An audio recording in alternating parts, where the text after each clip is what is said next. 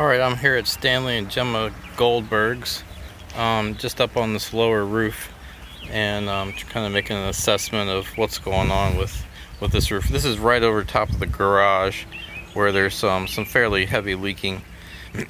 And the first thing I notice is that this counter flashing, this apron flashing up at the top here, is not turned into the masonry. This should be cut into the brick. There should be a groove cut into the brick, and then that metal turned and then plugged into that hole.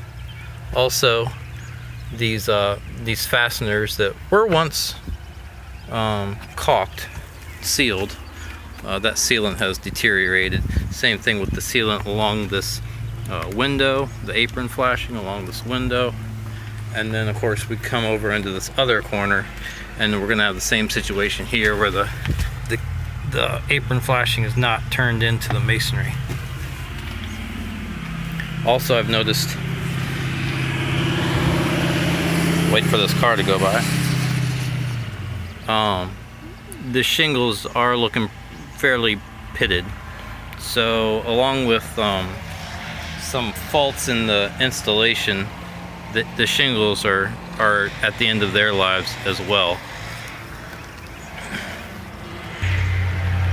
Just a note while I'm up here, these copper cornice returns, the gable end returns, they look to be in good shape, and copper is a lifelong material, so I don't know that I'd recommend replacing that. If you replace the roof, I would suggest leaving those just like they are. I think those are good.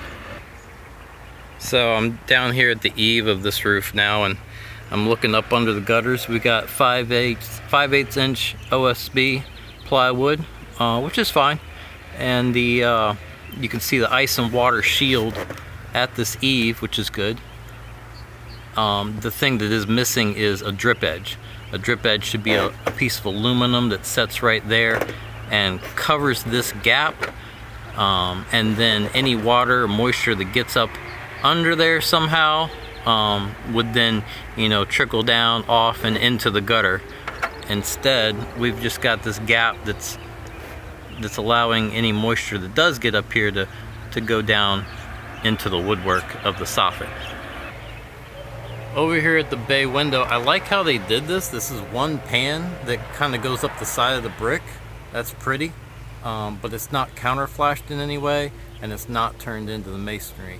So I'm not sure yet what the best thing to do with that is.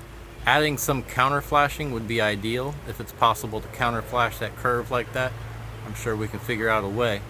But other than that, I mean, the copper roof on this bay window should last a lifetime if it's flashed properly.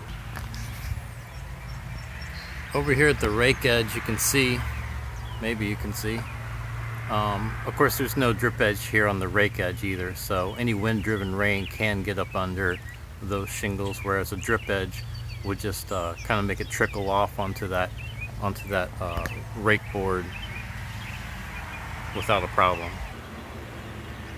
Back to this garage roof, I just wanted to point out that this downspout here, as it lays across the roof, is just like slowly leaking out some water, and this flashing around the corner is not looking great.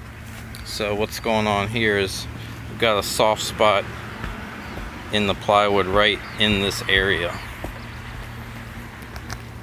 Other note is you've got these vented soffits, which is great, and the vented ridge up there. That's the ideal situation for attic ventilation. Just wanted to say, probably keep that like it is, because that's a good situation.